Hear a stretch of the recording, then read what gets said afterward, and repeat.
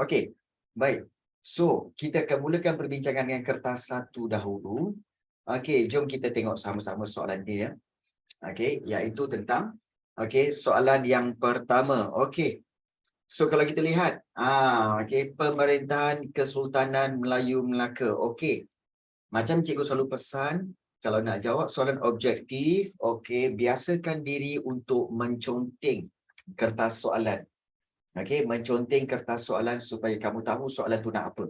Contoh, okey, nombor satu ni, Pemerintahan Kesultanan Melayu Melaka mempunyai sistem pentadbiran yang mantap, okey, dan tersusun.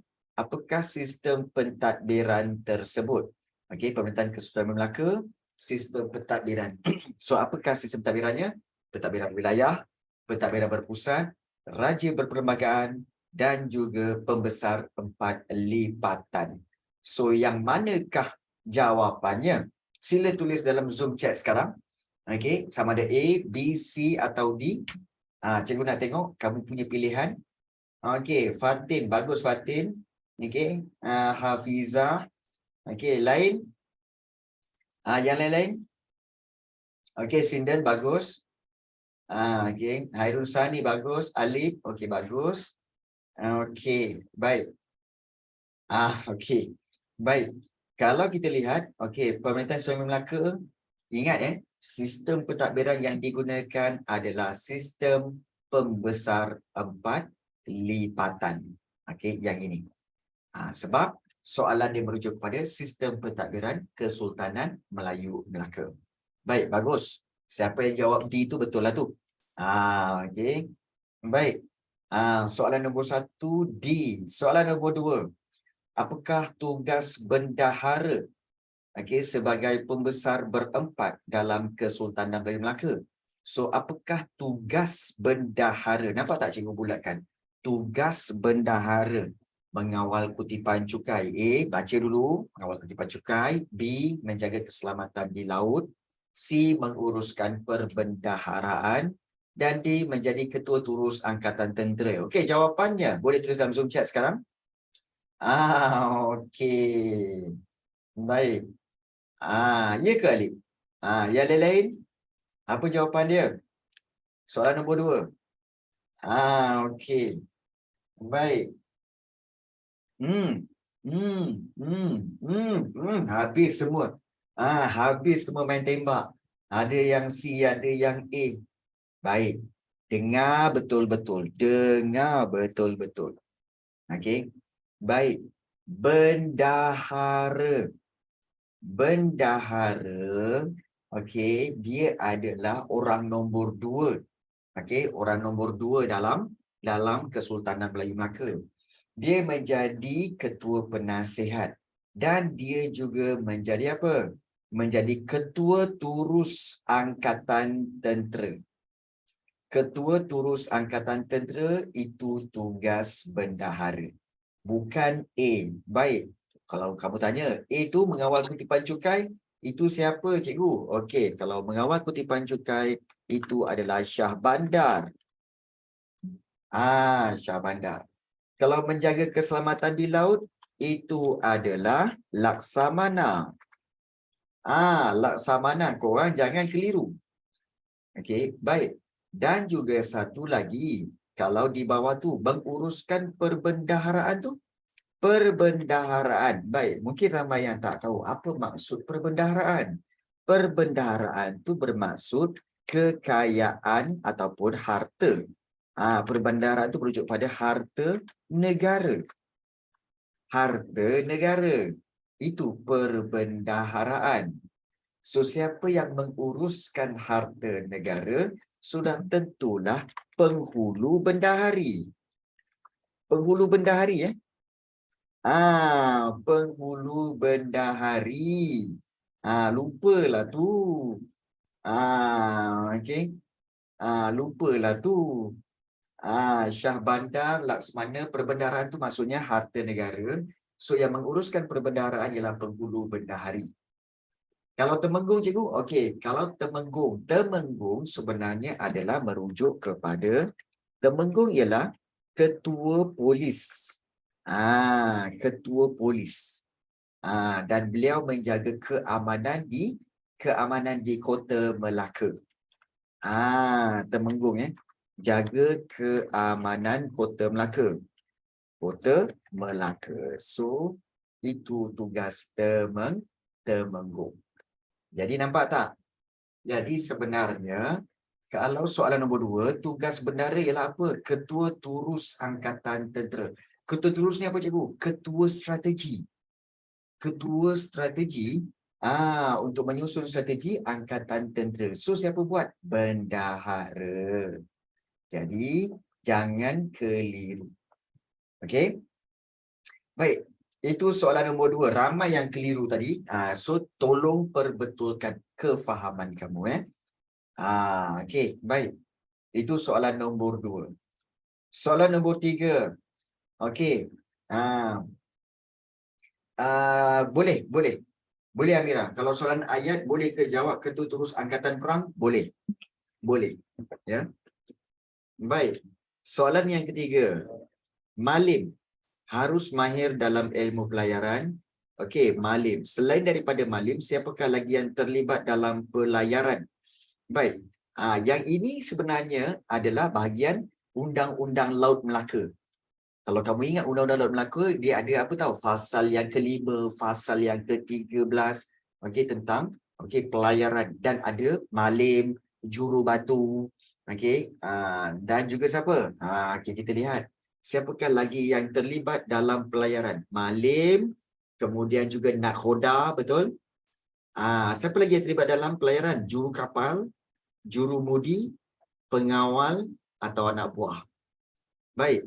Kalau daripada sini kita boleh buang 2 jawapan yang salah, iaitu C dan juga D. Okey, boleh buang tu. Buang C dan D. Juru kapal dengan jurumudi. Baik, yang manakah yang lebih salah? Untuk yang lebih salah, okey, jurumudi pernah dengar? Ya, juru kapal tak pernah dengar. Tak pernah dengar pun tentang perkataan juru kapal. Jadi jawapannya siapakah lagi terlibat dalam pelayaran? Iaitu jurumudi. Baik. Jurumudi tu apa cikgu? Baik. Jurumudi ini sebenarnya adalah siapa? Jurumudi inilah yang pegang, okey, iaitu orang yang pegang steering kapal. Steering kapal. Kamu tahu kan kapal kan dia ada dia punya steering dia tu kan. Dia punya steering tu, steering kapal untuk pusingkan kapal ke kanan ke kiri. Itu dipanggil jurumudi. Itu dipanggil jurumudi.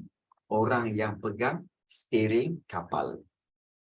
Kalau malim dia yang akan menentukan perjalanan tu okey ke tidak, pelayaran tu okey ke tidak, okey, ribut ada ke tidak, kemudian dekat mana jalan yang lebih baik, berlayar kat laut mana yang lebih baik, ikut laluan mana yang lebih baik. Itu malim. Jurubatu iaitu yang mengukur berapa jauh perjalanan telah dilalui. Itu jurubatu. So ada 3. Jurubatu, okey, malim dan jurumudi. Serta satu lagi nakhoda. Nakhoda tu apa cikgu? Nakhoda tu kapten kapal. Nakhoda ialah kapten kapal. Dia adalah ketua bagi pelayaran tersebut. Jadi itulah dia tugas-tugas okey, yang terdapat. Kan malim, nakhoda, jurumudi, jurubatu itu je ke? Ya. Ya, dan juga ada anak-anak kapal. Anak-anak kapal ni maknanya orang-orang yang kerja di kapal tu lah. Iaitu yang tukang bersihkan kapal, susun-susun barang dalam kapal, itu anak kapal. Itu anak kapal. Kemudian kalau yang malim, nakhoda, jurumudi, jurubatu, itu yang perlu mahir dalam ilmu pelayaran. Ya, betul. Okey. Baik. So nombor 3 jawapannya adalah B. Dan soalan yang keempat.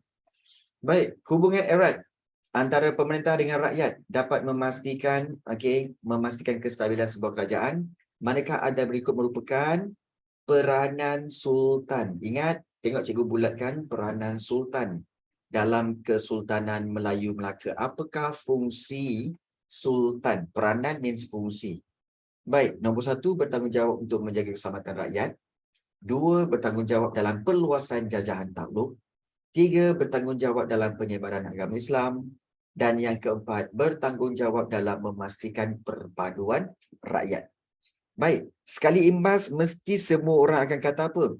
Cikgu, macam semua betul je. Betul tak? Semua akan kata, nombor 1 tu macam betul cikgu. Nombor 2 pun macam betul cikgu. Nombor 3 pun macam betul cikgu. Nombor 4 pun macam betul cikgu. Baik.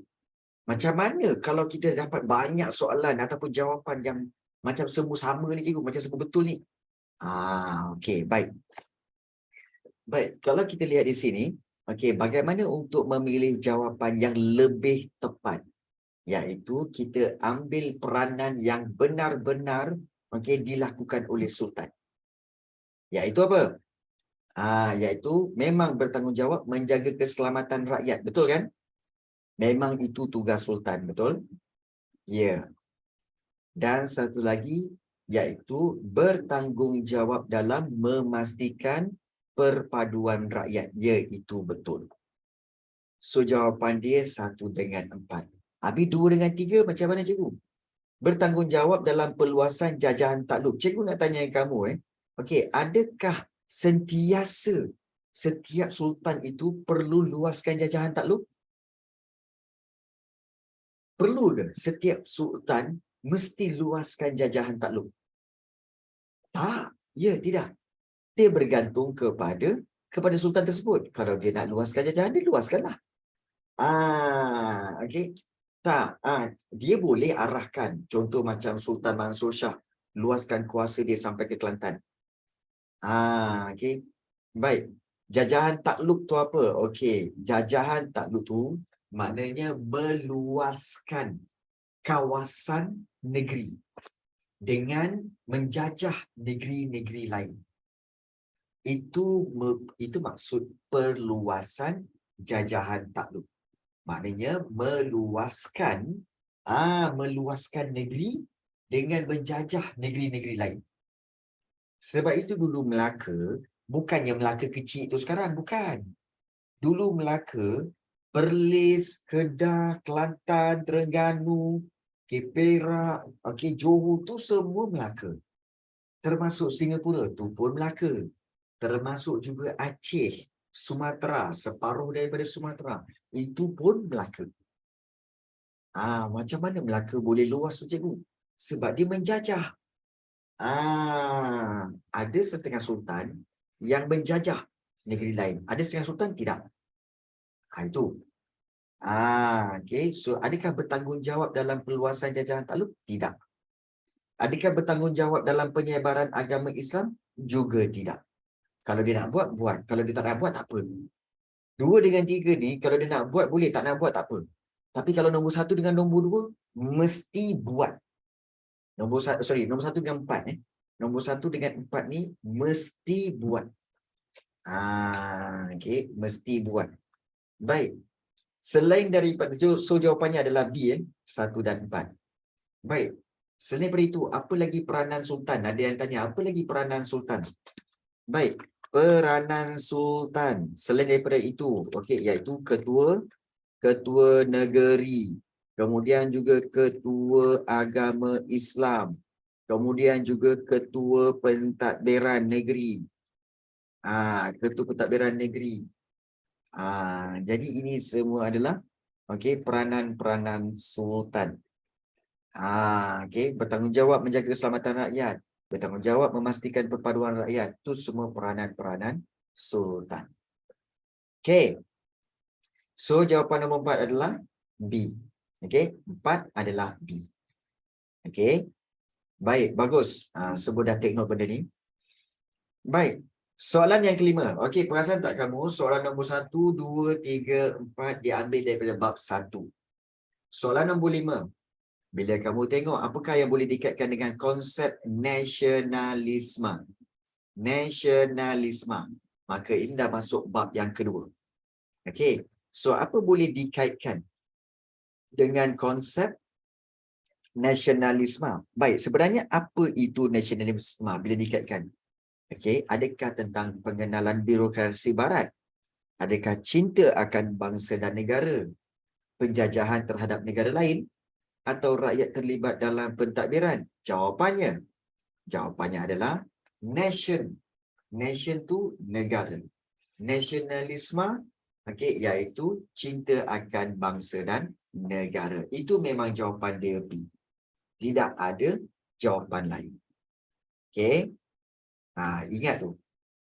Baik, soalan nombor 6. Maklumat di bawah merupakan karya John Locke. John Locke iaitu seorang ahli falsafah Inggeris, iaitu Two Treatises of Government. Ya, yang ada dalam bab yang kedua. Okey, dalam bab yang kedua. Baik. So, soalan dia tentang apa ni cikgu? Baik. Okey, Two Treatises of Government ni sebenarnya berkaitan dengan apa? Adakah berkaitan dengan imperialisme barat? Ataupun sistem demokrasi? Ataupun fahaman sosialisme? Ataupun raja berperlembagaan? Baik. Kalau kamu nak tahu, okey, senang sahaja.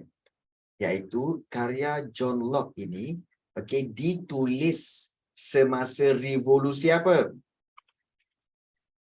Okey, revolusi apa? John Locke. Nah, revolusi yang kami belajar dalam sejarah tingkatan 4 bab 2, iaitu revolusi keagungan. Keagungan, ya, iaitu di England. Revolusi keagungan England. Ingat iaitu dia seorang ahli falsafah Inggeris. Di sini dia bagi clue dah. Bermakna sudah tentulah, okey, Two Treatises of Government ni tentang revolusi keagungan di England. Baik, cuba ingat balik revolusi keagungan di England tentang apa? Tentang okey, iaitu tentang mendaulatkan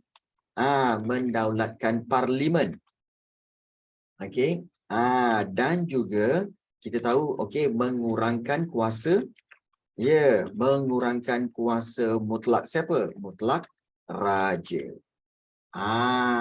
Jadi mengurangkan kuasa mutlak raja. Jadi kalau kamu faham apa itu revolusi keagungan, okey, bermakna kalau kamu lihat di sini, mendaulatkan parlimen, mengurangkan kuasa mutlak raja, bermakna dia menggunakan sistem apa? Adakah sistem demokrasi? No. Adakah imperialisme barat? Adakah demokrasi? Fahaman sosialisme atau raja berperlembagaan? Jawapannya apa? Jawapannya adalah semua macam pening. Jawapannya adalah raja berperlembagaan. Jawapannya raja berperlembagaan. Tak. Sebab sekarang ni nak tanya korang. Korang faham tak raja berperlembagaan tu apa? Cuba bagi tahu. Okey. Sejujurnya lupa. Tak cikgu. Baik macam ni. Baik, macam ni. Korang tengok betul-betul cikgu buat note kat sini. Cikgu buat note kat sini. Baik. Sistem raja. Okey. Tengok sistem raja sebenarnya ada dua. Iaitu raja berkuasa. Okey, iaitu raja berkuasa mutlak.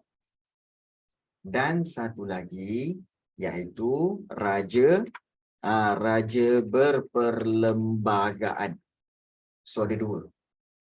Saya tak faham cikgu, raja berkuasa mutlak tu apa? Raja berkuasa mutlak tu maknanya raja yang itu raja yang ada kuasa autokratik.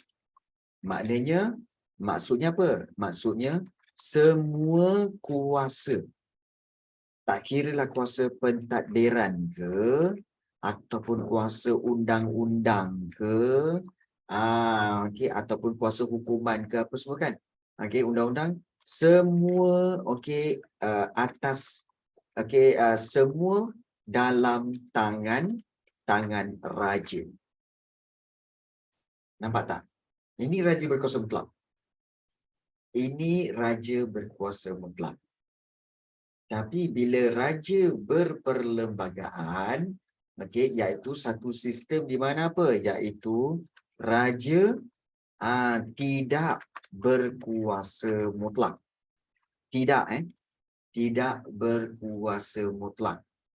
Dan juga raja okey okey undang-undang, kita kena ingat undang-undang lebih tinggi daripada raja. Jadi okey raja perlu ikut okey peraturan ataupun peraturan negara ataupun dipanggil sebagai perlembagaan. Jadi ini beza antara raja berkuasa mutlak dan raja berperlembagaan. Baik, raja Brunei raja berperlembagaan ke raja berkuasa mutlak? Brunei kalau tak salah cikgu raja berkuasa mutlak. Raja berkuasa mutlak. Negara kita raja berperlembagaan. So sistem raja ni ada dua. Raja berkuasa mutlak dan raja berperlembagaan. Baik. Bila kamu dah dapat yang ini, kamu tengok balik dekat England tu, okey, mengurangkan kuasa raja dan mendaulatkan, maknanya mentinggikan kuasa parlimen. Maknanya apa? Maknanya England sedang buat raja berperlembagaan. Sebab itu jawapannya adalah D. Boleh faham tak? Boleh faham tak ni? Boleh. Boleh okey. Riana boleh, Riana?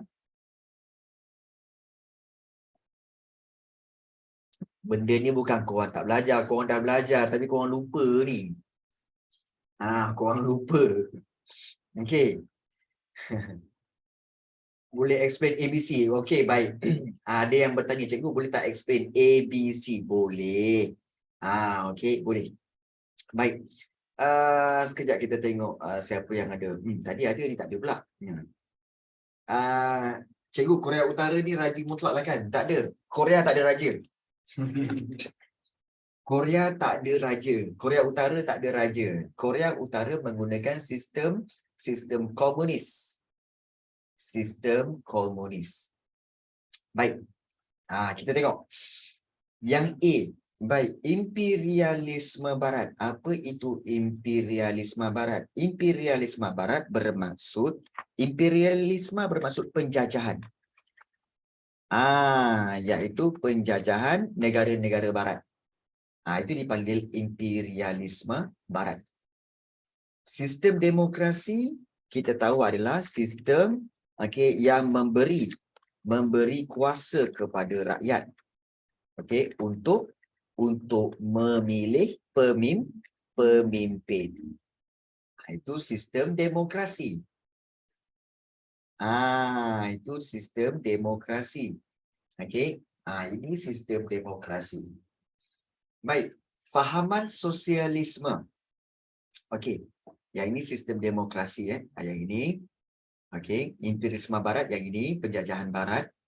Dan fahaman sosialisme ini adalah satu fahaman ataupun kita kata satu ideologi. Ideologi yang mementingkan kepentingan rakyat. Kepentingan rakyat lebih daripada kepentingan individu. Baik, kejap cikgu kecilkan dia punya ayat ni. Susah sangat font dia ni. Baik. So yang ini adalah fahaman sosialisme. Ideologi yang mementingkan kepentingan rakyat lebih daripada kepentingan individu. So itu fahaman sosialisme. Dan fahaman sosialisme ni dia hampir sama dengan fahaman komunisme. Hampir sama. Bukan sama tapi hampir sama. Jadi nampak tak? Sebab itu penting untuk kamu tahu setiap pilihan jawapan tu maksud dia. Kalau korang tak tahu, memang korang akan tertanya-tanya dan korang akan memang belum. Sebab itu bagus soalan bila tanya cikgu, A tu apa, B tu apa, C tu apa. So take note benda ni. Take note benda ni. Ya. Kepentingan. Tak. Okey. Tak. Maksudnya kepentingan raja. Ya, bukan. Tidak semua negara ada raja. Dalam dunia ni bukan semua dia raja tau. Korang ni kan aduh ya korang ni naifnya betul. Tak apa. Baik. Cikgu explain lagi. Baik. Dalam dunia okey. Dalam dunia okey kita kata sistem pemerintahan dunia. Okey, sistem pemerintahan dunia sebenarnya sistem pemerintahan dunia ada yang guna sistem raja, ada yang guna sistem demokrasi. Ada yang guna sistem okey sistem komunis. Okey, komunis dan juga ada juga sistem komunis ataupun sosialis. Okey. Dan ada juga sistem pemerintahan dunia yang menggunakan sistem apa? Iaitu sistem kita kata sebagai raja berkuasa mutlak tetapi sistem khalifah. Terutama sekali negara-negara Islam. Sistem khalifah pun ada juga. Baik. So, kalau kamu lihat untuk sistem pemerintahan dunia ni dia ada sistem demokrasi, ada sistem khalifah, ada sistem raja, ada sistem komunis atau sistem sosialis. Nampak tak? Jadi, sistem komunis atau sosialis ni biasanya dia tidak ada raja. Dia tiada raja. Tiada raja. Dan ketua dia siapa? Ketua dia adalah presiden. Okey. Khalifah bukan dah jatuh ke? Dia masih ada lagi. Yelah, kita kata sistem pemerintahan dunia secara seluruhnya. Daripada zaman dahulu. Sistem khalifah dah tak ada dah. Okey, dah tak ada dah. Okey, dah tak ada dah. Sistem khalifah ni sistem yang telah pun tamat. Telah pun tamat lah. Tapi cikgu mentionkan kat sini, okey, yang pernah ada. Ya. Sistem demokrasi pula, okey, biasanya sistem demokrasi pun sebenarnya tiada raja. Kalau yang tiada raja, dia menggunakan presiden. Yang paling tinggi presiden, dia tak ada raja. Okey, yang paling tinggi, kuasa paling tinggi, dan negara itu dipanggil sebagai negara republik. Negara republik. Contoh negara seperti apa? Indonesia, Amerika, Singapura. Diorang tak ada raja. So, diorang guna presiden. Jadi negara mereka adalah republik. Republik Indonesia, Republik Singapura, Republik kita kata sebagai Amerika pun republik. So itu republik. Di Malaysia ni, Malaysia gabungkan kedua-duanya. Sistem demokrasi ni gabungkan dengan sistem raja berperlembagaan. Kita guna dua-dua ni. Kita gabungkan kedua-dua. Sistem demokrasi dan guna raja. Negara-negara Arab, kebanyakan negara Arab guna raja berkuasa mutlak. Most of the countries yang ada di dunia menggunakan sistem demokrasi, menggunakan presiden. Most lah kebanyakannya. So, boleh faham? Boleh faham semuanya? Kan? Good. So, inilah kita kata sebagai sistem-sistem pemerintahan yang terdapat di seluruh dunia. Ya. Baik. Okey, so itu menjawab soalan yang ke-6 tadi. Jadi, soalan yang ke-6 sebenarnya adalah kita kaitkan revolusi keagungan England dengan mendaulatkan parlimen, mengurangkan kuasa mutlak raja. Jadi, itu adalah tentang raja berperlembagaan. Okey. Baik, soalan seterusnya. Soalan yang ke-7. persamaan antara tokoh-tokoh nasionalis di atas. Ini masih lagi bab 2. Bab 2 Okey, Raja Chulan, Muhammad Yunus Abdullah, Mahmud Mat. Baik, apakah persamaan antara tokoh-tokoh nasionalis ini?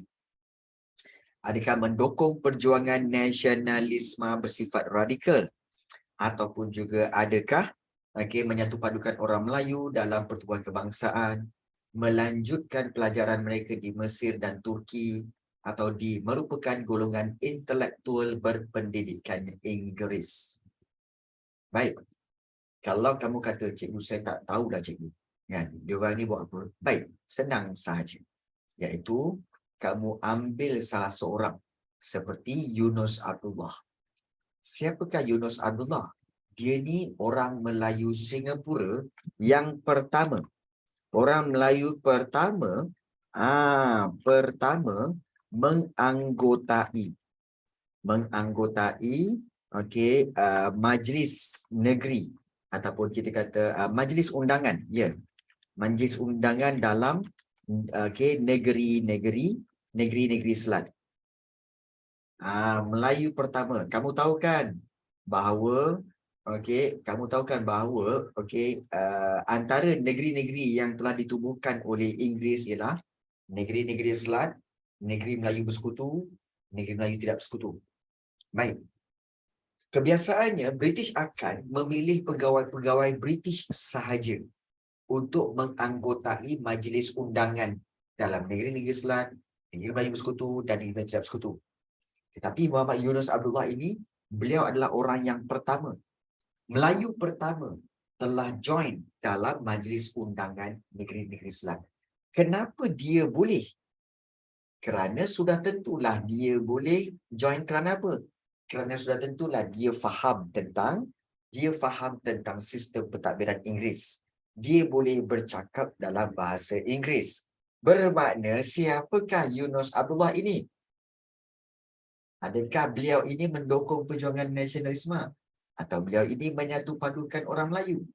Atau beliau ini melanjutkan pelajaran mereka di Mesir dan Turki? Atau beliau merupakan golongan intelektual berpendidikan Inggeris? Which one? Yes.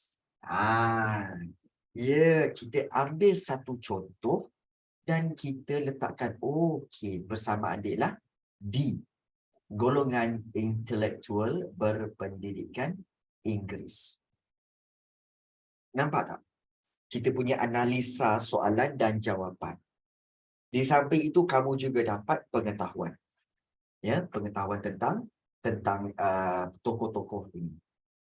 Macam Raja Chulan. Raja Chulan ni sebenarnya adalah salah satu tokoh juga, yang terlibat dalam negeri-negeri Melayu Bersekutu. Beliau juga anggota Majlis Undangan Negeri-Negeri Melayu Bersekutu, Raja Chulan. Jadi, kenapa dia boleh naik? Kerana mereka ialah golongan intelektual berpendidikan Inggeris. Itu nombor 7. Baik. Soalan nombor 8. Masyarakat Cina. Peranakan. Tokoh-tokoh yang lagi 2 tu cikgu. Ialah. Raja Chulan tu, Raja Chulan, Raja Abdullah itu adalah tokoh daripada Majlis Undangan Negeri-Negeri Melayu Bersekutu. Dan Mahmud Mat ini adalah salah seorang daripada pembesar di negeri Kedah. Mahmud Mat ni pembesar daripada negeri Kedah.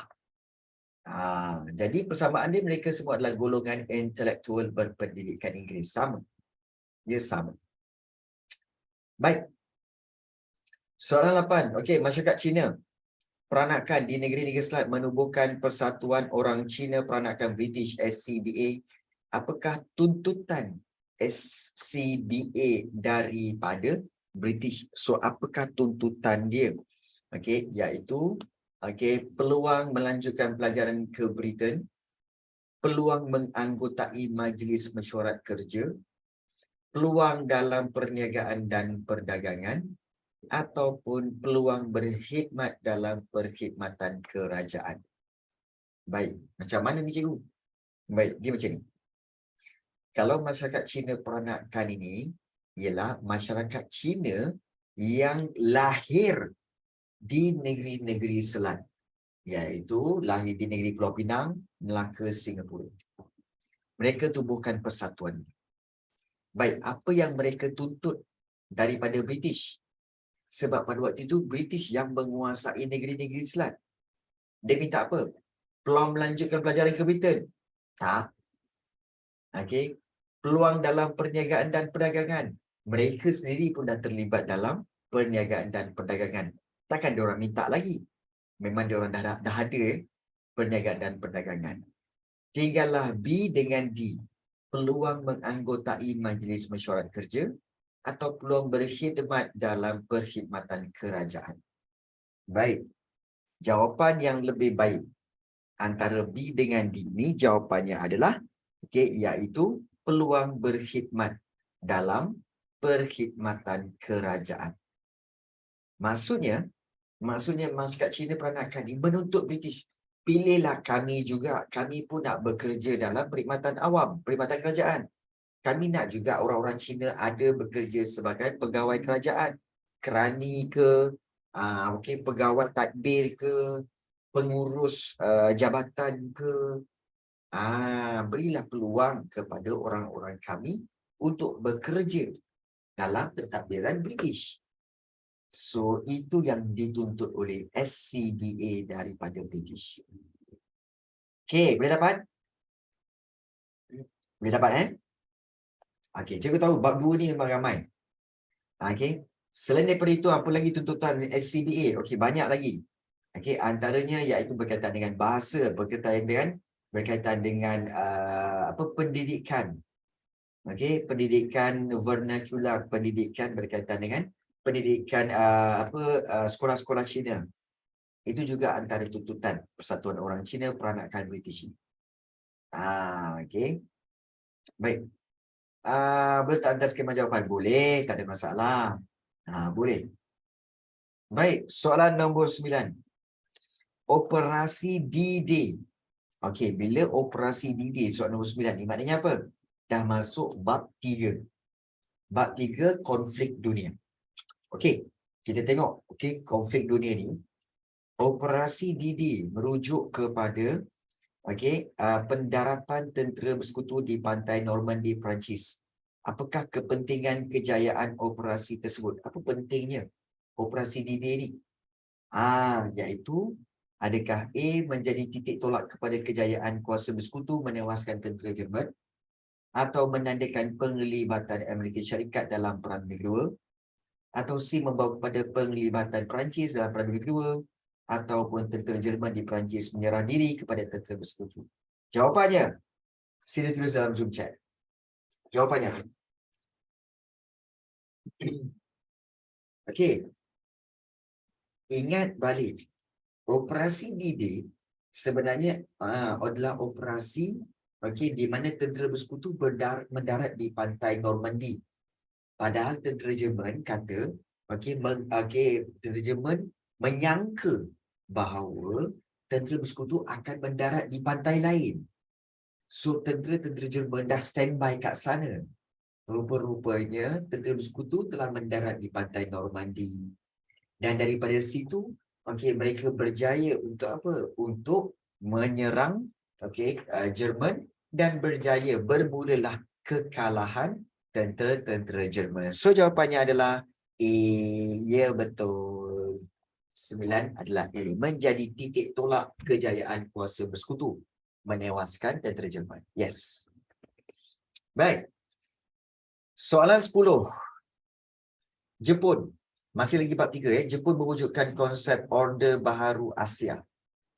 Apakah maksud konsep Order Baharu Asia? Baik. Kalau kamu masih ingat lagi, iaitu konsep Order Baharu Asia iaitu tentang apa?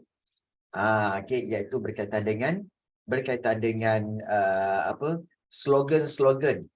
Seperti apa? Seperti semangat Asia. Lagi apa? Asia untuk Asia.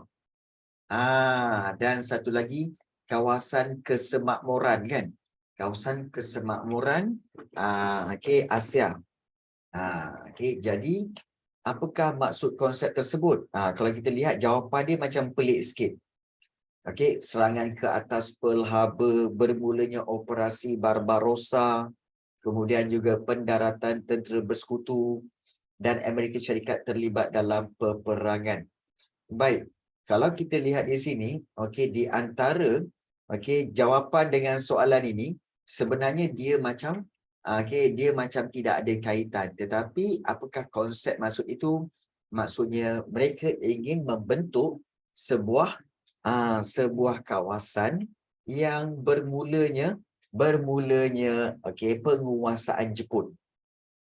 Jadi Jepun memulakan dengan apa? Serangan ke atas Pearl Harbor. Dan daripada situlah Amerika Syarikat terlibat dalam peperangan. Jawapannya adalah B. Tapi seriously cikgu cakap soalan ini walaupun di peringkat SBP tapi soalan ini sebenarnya kurang tepat. Soalan ini kurang tepat. Soalan dan jawapan ini tidak relevan. Ya, tidak relevan. So, boleh abaikan. Cikgu mohon untuk abaikan soalan ini. Okey, cikgu mohon untuk abaikan soalan ini. Korang jangan risau. Okey, sebab cikgu yakin bahawa soalan dengan jawapan ini seolah-olah tidak ada kaitan. Tidak ada kaitan. Sebab soalan tanya, apakah maksud konsep? Takkan ini tindakan-tindakan, bukan maksud konsep. Okey, jadi sila abaikan. Okey, sila abaikan soalan ini. Boleh? Kita proceed kepada soalan nombor 11. Right. Okey. Baik. Kita pergi kepada soalan 11. Okey. Baik. Apakah pasukan anti Jepun yang digambarkan di bawah? Okey, apakah pasukan anti Jepun yang digambarkan di bawah? Dibentuk di Sri Lanka, anggotanya dilatih di India dan juga di Sri Lanka. Siapa? Dilatih di India dan Sri Lanka. Force 136, Tentera Bintang 1, Pasukan Wataniah Pahang, MPAJA. Ini senang je. Baik. Jawapannya apa? Jawapannya mudah saja. Pasukan anti Jepun, kalau kamu fikir, dia macam ni. Pasukan anti Jepun ini, dibentuk di Sri Lanka, anggotanya dilatih di India dan Sri Lanka. Cuba fikir balik. Kenapa India Sri Lanka? Sebab pada waktu itu, India dan Sri Lanka di bawah penguasaan siapa? Di bawah pentadbiran siapa? Pentadbiran British. Ya, India dan Sri Lanka di bawah pentadbiran British. Bermakna British lah yang telah membentuk pasukan itu. Pasukan mana? ABCD. Sudah itulah pasukan A, iaitu Force 136. Ya, jawapannya A, Force 136. Okey. Sebab Force 136 ini telah ditubuhkan oleh British. Untuk apa? Untuk menentang Jepun di tanah Melayu. Itu. Okey. Soalan nombor 11 adalah A. Soalan nombor 12. Baik. Bekas anggota Kesatuan Melayu Malaya, KMM, menubuhkan KRIS dengan bantuan tentera Jepun. Apakah matlamat penubuhan KRIS? Baik. Baik, untuk KRIS, tengok balik maksud KRIS itu apa? Kesatuan Rakyat Indonesia Semenanjung. Maksudnya apa? Maksudnya apa? Okey. Maksudnya untuk apa? Untuk yang mana satu? ABCD. Menentang kehadiran semula penjajah barat, mewujudkan kawasan lingkungan kesemakmuran Asia Timur Raya. Yang ini salah. Okey. Ya, kalau kita lihat soalan ini, jawapannya apa? Iaitu menubuhkan supaya Indonesia dengan penduduk semenanjung ni semua akan mencapai kemerdekaan bersama-sama dengan Indonesia. So itu matlamat KRIS. Okey, apakah matlamat penubuhan KRIS? Okey, KRIS ditubuhkan untuk merdeka semenanjung tanah Melayu dengan Indonesia bersama-sama merdeka. Itu matlamat KRIS. Ya. Baik. Soalan 13. 13, mengapa? Okey, bila tindakan Harold McMichael, bila Harold McMichael je, mana ini adalah daripada bab 4. Ya, bab 4 sejarah tingkatan 4. Mengapa tindakan Harold McMichael mendapatkan tanda tangan Raja-Raja Melayu dianggap tidak sah dari segi undang-undang? Okey. So, apa yang tidak sah? Raja-Raja Melayu diberi masa yang cukup untuk berfikir.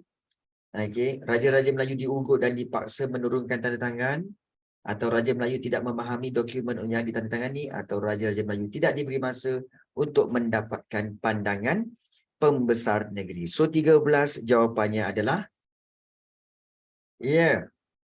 Kenapa Harold McMichael dapatkan tanda tangan Raja Melayu ini dianggap tidak sah? Sebab Raja-Raja Melayu ini telah pun diugut dan dipaksa menurunkan tanda tangan.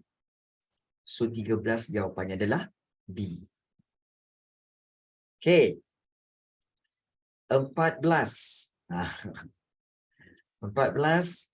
Okey, mengapakah kerajaan British mengeluarkan pekeliling nombor 9 di Sarawak? Okey, mengapa kerajaan British mengeluarkan pekeliling nombor 9 di Sarawak? Okey, iaitu melarang penggunaan bangunan kerajaan, melarang penglibatan pegawai awam dalam gerakan anti penyerahan, melarang penglibatan rakyat Sarawak dalam gerakan anti penyerahan, atau memberi amaran kepada semua pertubuhan politik yang menentangnya. So jawapannya, soalan senang ni. Baik. Jawapannya apa? Siapa tahu? Okey, baik, bagus. Baik. Kalau soalan kamu tanya, cikgu, kenapa kerajaan British mengeluarkan pekeliling nombor 9? Apa itu pekeliling nombor 9 ni, cikgu? Baik, pekeliling nombor 9 ni sebenarnya adalah satu surat makluman. Satu surat memo. Okey, surat makluman bahawa British melarang semua pegawai kerajaan menyertai gerakan anti penyerahan. So itu sebenarnya. Dia sebenarnya satu surat makluman. Ya. Tentang British melarang semua pegawai kerajaan menyertai gerakan anti penyerahan. So jawapannya apa? Jawapannya adalah B. Melarang penglibatan pegawai awam dalam gerakan anti penyerahan. Okey. Okey, soalan yang ke-15. Baik, sebelum kita teruskan. So far macam mana? Okey. Kan? Okey. So kita teruskan dengan soalan seterusnya, soalan 15. Okey. Baik, apakah kesan daripada penglibatan kumpulan Rukun 13? Kesan daripada penglibatan kumpulan Rukun 13 dalam gerakan anti penyerahan. Baik. Okey, adakah gerakan anti penyerahan berjaya mencapai matlamat perjuangannya? Adakah gerakan anti penyerahan mendapat sokongan semua rakyat Sarawak? Gerakan anti penyerahan menemui kegagalan pada tahun 1949, dan adakah gerakan anti penyerahan menggunakan strategi bersama British? Baik, soalan ini tanya apa tahu? Apakah kesan daripada penglibatan kumpulan Rukun 13? Baik, kumpulan Rukun 13 ni apa, cikgu? Kalau ada yang tanya. Rukun 13 ini adalah satu kumpulan rahsia. Kumpulan rahsia. Okey, yang mana mereka telah bersumpah untuk apa? Untuk menghapuskan pegawai British. Di mana? Di Sarawak. Ya, British di Sarawak. Jadi oleh sebab itu, kalau kamu masih ingat lagi bahawa kumpulan inilah sebenarnya yang telah apa? Okey. Kumpulan inilah sebenarnya yang pun telah apa? Okey, cikgu boleh tulis kat bawah ni. Okey, kumpulan ini yang telah membunuh Okey, iaitu Rosli Dobi. Kita tahu Rosli Dobi, anggota kumpulan Rukun 13 ini telah membunuh iaitu Gubernur British yang kedua. Gubernur Sarawak kedua. Jadi apakah kesan pembunuhan ini? Bila Rosli Dobi bunuh Gubernur Sarawak ini, maka Rosli Dobi telah ditangkap dan dihukum gantung oleh British. Dan selepas itu semua orang yang menentang tadi, semua penyerahan pun British pun telah menangkap banyak lagi orang-orang yang menentang penyerahan Sarawak kepada British. Maka apa yang berlaku kepada gerakan ini, iaitu gerakan ini menemui kegagalan. So jawapan dia C. Menemui kegagalan pada tahun 1949. Sebab British telah bertindak keras menangkap pemimpin-pemimpin selepas kejadian Rosli Dobi membunuh Gubernur Sarawak itu. Jadi 15 jawapannya adalah C. Baik, 16. Kerajaan British berusaha menyekat perkembangan nasionalisme dalam kalangan masyarakat tempatan di Sabah. Manakah antara berikut merupakan tindakan British untuk mencapai matlamatnya? Baik, British pula di Sabah, ini masih lagi bab 4. Di Sabah, British telah menggunakan cara yang lain untuk menghalang perkembangan nasionalisme, iaitu dengan ada yang kata A, menawarkan kenaikan pangkat kepada ahli persatuan, memindahkan pemimpin dan ahli persatuan yang aktif ke kawasan lain. Memenjarakan pemimpin persatuan? Tidak. Melarang penglibatan pegawai kerajaan dalam aktiviti berpersatuan pun tidak. So, jawapan 16 sebenarnya adalah A. Ya, 1 dan 2.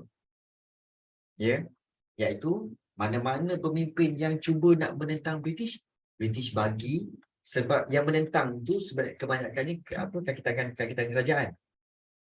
Pegawai-pegawai British. Yang di kalangan orang-orang tempatan lah. Jadi bila diberikan kenaikan pangkat, dia orang pun dah tak melawan. Kemudian ada yang nak melawan juga, dipindahkan ke tempat lain. Dah tak boleh buat meeting dengan ahli persatuan. So, jadi itulah cara bagaimana British menghalang perkembangan nasionalisme di Sabah. So, 16 jawapannya adalah A, 1 dan 2. Baik. 17. Terima kasih banyak Rafiq. 17, maklumat berikut merujuk kepada perubahan jawatan kuasa kerja Persekutuan Tanah Melayu. Bila dah ada nama Persekutuan Tanah Melayu, maka ini telah masuk bab 5. Bab 5. Baik.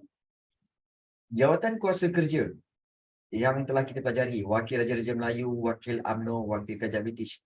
Apakah cadangan jawatan kuasa tersebut? Melantik Perdana Menteri, menggunakan prinsip jus soli, menjaga hak istimewa orang Melayu, atau menerima kemasukan Sarawak dan Sabah. Ini sila berikan jawapan dalam Zoom chat. Kalau salah juga ni korang tak tahu dah korang. Soalan ni senang sebenarnya. Jawapannya apa? Baik. Jawapannya. Hairul Sani bagus. Rafiq Syami bagus. Hafizah bagus. Lain. Kita boleh fikir logik. Sebenarnya takkanlah melantik Perdana Menteri. Mana ada Perdana Menteri pada waktu itu? Salah. Menggunakan prinsip jus soli.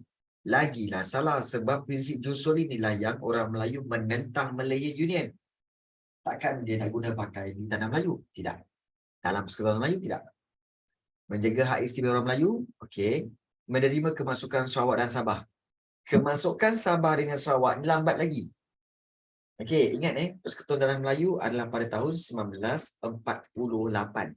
1948. So, kemasukan Sarawak dan Sabah ke dalam Tanah Melayu adalah berlaku pada tahun 1963. Lambat lagi. So, tak sama tahun. So, tak boleh terima yang itu. Jadi, jawapan yang betul adalah C. Menjaga hak istimewa orang Melayu. Baik. 18. Putra AMCJA telah menganjurkan Hari Hartal Semalaya. pada 20 Oktober 1947, mengapakah hari tersebut diadakan? Why? Okey, protes terhadap kerakyatan Jusoli. Okey, apa itu hari hartal? Okey, kamu masih ingat lagi bab 5 ada disebut hari hartal. Hartal tu maksudnya apa, cikgu? Hari di mana semua kedai-kedai tutup. Kedai-kedai, okey, kedai-kedai saudagar-saudagar Cina ni, kedai-kedai yang ada di bandar-bandar, mereka tutup perniagaan untuk satu hari. Kenapa? Sebagai membantah. Okey, membantah. Bantah apa? Okey, iaitu kita tahu bahawa Putra AMCJA telah membuat perlembagaan rakyat. Okey, dan diusulkan kepada British. Perlembagaan rakyat itu diberikan kepada British. Tapi British tak terima perlembagaan rakyat itu. Jadi jawapannya adalah C. Iaitu penolakan perlembagaan rakyat oleh British. Jadi itulah sebenarnya yang berlaku. Baik. 18 adalah C. Okey, 19. Baik. Pernyataan berikut terkandung dalam surat bantahan Sultan Perak yang dibacakan oleh Gamans dan juga Rhys Williams di Parlimen British. Tiada seorang pun yang dapat menahan daripada berduka cita terhadap perbuatan tergopah-gapah dalam menentukan nasib sesuatu bangsa. Apakah kesan daripada surat bantahan tersebut? Ini surat bantahan Sultan Perak yang dibacakan oleh Gamans dan Rhys Williams di Parlimen British. Baik, apakah kesan daripada surat bantahan ini? Adakah pengenalan Melayu Union? No. Pembentukan Persatuan Melayu? Pembatalan pentadbiran tentera British? Pengisytiharan perlembagaan rakyat? Jawapannya adalah iaitu B. Pembentukan Persekutuan Tanah Melayu. Ingat Sultan Perak ni dia membantah tentang penubuhan Malayan Union. Akibat daripada penubuhan Malayan Union itu, diorang Sultan semua bantah, maka British take note benda tu dan British tukarkan Malayan Union kepada Persekutuan Tanah Melayu. So 19 jawapannya adalah B. Baik. Dan soalan yang ke-20. Senarai berikut merupakan tokoh dalam kalangan pentadbir British. Sir Edward Gent, Malcolm MacDonald, Sir Ralph Horn. Apakah sumbangan tokoh tersebut kepada Persekutuan Tanah Melayu? Baik. Iaitu sumbangan tokoh tersebut kepada Persekutuan Tanah Melayu. Adakah memujuk Sultan menandatangani perjanjian? Salah. Menghalang kemasukan pengaruh komunis? Salah. Mencadangkan penubuhan gagasan Malaysia? No. Dan juga sebenarnya ialah D. Mendorong British membentuk Persekutuan Tanah Melayu. Baik. 21. Baik. Sebelum kita teruskan. 21. Ini bila disebut ideologi komunis, maka soalan ini diambil daripada bab 6. Ancaman komunis. So, apakah karya yang telah ditulis untuk menyebarkan ideologi komunis? Manifesto Das Kapital, Das Manifesto Kommunist Kapital. Jawapannya adalah B. Das Kapital. Jadi Das Kapital. Dan satu lagi, dia ada dua buku. Satu Das Kapital. Das Kapital.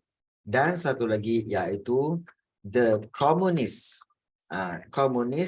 Manifesto. So dia ada dua. Das Kapital dan juga The Communist Manifesto. So 21 jawapannya adalah B. 22. Komunis telah bertindak melumpuhkan ekonomi tanah Melayu. Dengan apa? Merosakkan jalan raya, memutuskan bekalan air, merosakkan ladang getah, menyerang Lombong, Bijih, Timah. So jawapan nombor 22 adalah ingat cikgu. Mungkin ramai akan bertanya, cikgu, semua dia buat cikgu. Memanglah semua dia buat. Tetapi tengok soalan balik. Soalan kata apa? komunis telah bertindak melumpuhkan ekonomi. Maknanya yang mana berkaitan ekonomi? Yang mana berkaitan ekonomi? Kalau melumpuhkan ekonomi. Kalau berkaitan ekonomi, mestilah berkaitan biji timah dan getah. Ya. So jawapannya adalah D, 3 dan 4. Kalau jalan raya dan memutuskan bekalan air, itu melumpuhkan infrastruktur. 1 dan 2 itu adalah infrastruktur. Infrastruktur. Okay. So, kalau merosakkan jalan raya, bekalan air, itu dipanggil infrastruktur. Bezakan. Bezakan, memang sebab itu, jawapan kadang-kadang kita tengok macam semua betul. Tapi tengok balik soalan tu. Dia nak apa sebenarnya? Tengok betul-betul. Macam ni, So, nombor 22, jawapannya adalah D, 3 dan 4. Baik. Soalan 23. Baik. Kalau kita lihat, apakah faktor yang menyebabkan kos perbelanjaan pihak British meningkat semasa zaman darurat? Okey, kos perbelanjaan pihak British meningkat semasa zaman darurat, iaitu pemberian subsidi makanan percuma ataupun juga tentang penawaran hadiah wang tunai, kelengkapan pasukan keselamatan atau penempatan semula penduduk di pinggir hutan. Jawapan dia. Baik. Ingat tak zaman darurat? Baik. Dalam zaman darurat, undang-undang darurat. Baik, kita tahu darurat, okey, iaitu diperkenalkan sewaktu zaman darurat. Zaman darurat, okey, diperkenalkan, okey, iaitu undang-undang darurat. 1. Kemudian juga ada lagi kan usaha-usaha, iaitu pemerkasaan pasukan keselamatan. Betul? Pasukan keselamatan. Kemudian seterusnya iaitu tentang apa? Iaitu tentang rancangan BRICS. Ingat lagi tak rancangan BRICS? Dalam rancangan BRICS inilah paling banyak belanja sebab adanya iaitu penubuhan kampung baru. Kampung baru. Jadi kampung baru tu kena bina kawasan tu, kena bina rumah, kemudian kena lengkapkan dengan air, elektrik, makanan, pagar, sekeliling, kawalan askar semua. So, kampung baru itu memang paling banyak perbelanjaan.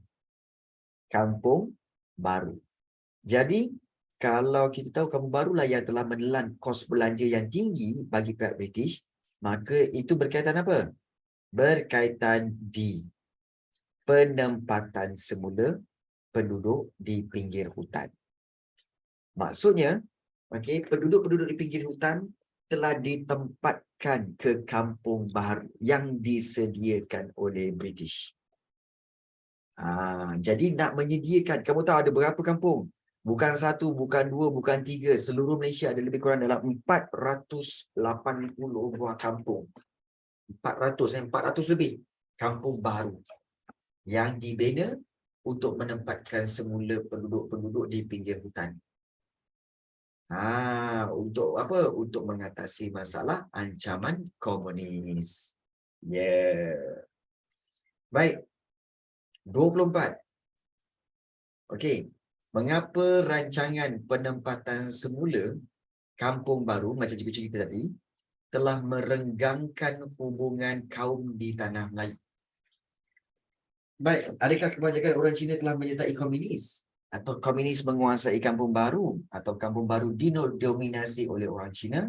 Atau orang Melayu tidak dibenarkan tinggal di kampung baru? So, 24 jawapannya apa? Baik. Okey, tak pasti. Tapi memang itu dah jawapan dia. Sebenarnya kebanyakan kampung-kampung baru ini telah didominasi atau dikuasai oleh orang Cina. So jawapannya adalah C. Ya. Kebanyakan kampung baru ni akan menempatkan orang Cina. Orang Melayu di kampung-kampung. Orang India di ladang getah. Orang Cina di kampung baru. Jadi menyebabkan apa? Merenggangkan hubungan kaum di tanah Melayu. Yalah, macam mana nak bersatu? Masing-masing kampung pun beza-beza. Kan? Baik. 25. Okey, cikgu rasa 25 ni ada soalan terakhir untuk kita bincangkan hari ini sebab tak sempat nak habiskan ke 40 soalan. Tapi tak apa, cikgu akan berikan skema jawapan nanti. 25 maklumat berikut merujuk kepada Parti Politik Tanah Air Datuk Onn Jaafar Independence of Malayan Party IMP. Apakah asas penubuhan parti politik tersebut? Okey, iaitu di perpaduan kebangsaan. Jawapan 25 adalah iaitu di perpaduan kebangsaan. Kenapa perpaduan kebangsaan, cikgu? Saya tak faham. Baik, macam ni. Okey, IMP, Datuk Onn Jaafar sebenarnya menubuhkan IMP untuk apa? Menyatukan, take note menyatukan semua kaum dalam satu parti. Menyatukan semua kaum dalam satu parti. Itu matlamat Datuk Onn Jaafar bila dia menubuhkan IMP. Jadi, untuk menyatukan semua kaum Melayu, Cina, India dalam satu parti, ini merujuk kepada perpaduan kebangsaan lah. Menyatukan semua kaum dalam satu parti, itu perpaduan kebangsaan. Sebelum tu ada tak, cikgu? Sebelum tu tak ada. Sebelum tu, waktu itu memang ada apa? Orang Melayu UMNO, orang Cina MCA, orang India MIC. So, ada parti masing-masing untuk kaum masing-masing. So, Datuk Onn Jaafar tak suka. Datuk Onn Jaafar kata, kita buat satu parti, semua kaum ada dalam tu. So, ditubuhkan IMP. Ya, untuk perpaduan kebangsaan. Baik. Untuk soalan 26, 27 dan seterusnya, kamu jawab dahulu. Nanti, pada hari Sabtu ini, pada hari Sabtu ini kita akan sambung perbincangan itu. Dan juga, untuk soalan-soalan struktur, untuk soalan struktur kita akan bincangkan. Tetapi untuk soalan esei, korang nak bincang soalan esei ke soalan struktur? Hari Sabtu ni. Nak bincang soalan esei ke soalan struktur? Yang mana satu? Dia minta esei, struktur, esei. Esei kot? Baik. Esei lah. Kita akan bincangkan esei.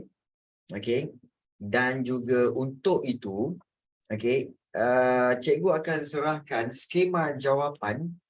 Skema jawapan untuk, kalau kita bincangkan soalan esei, maka soalan esei itu kita akan bincangkan pada Sabtu. Maka soalan struktur dan juga soalan esei itu, soalan struktur, cikgu akan berikan skema pemarkahan dia.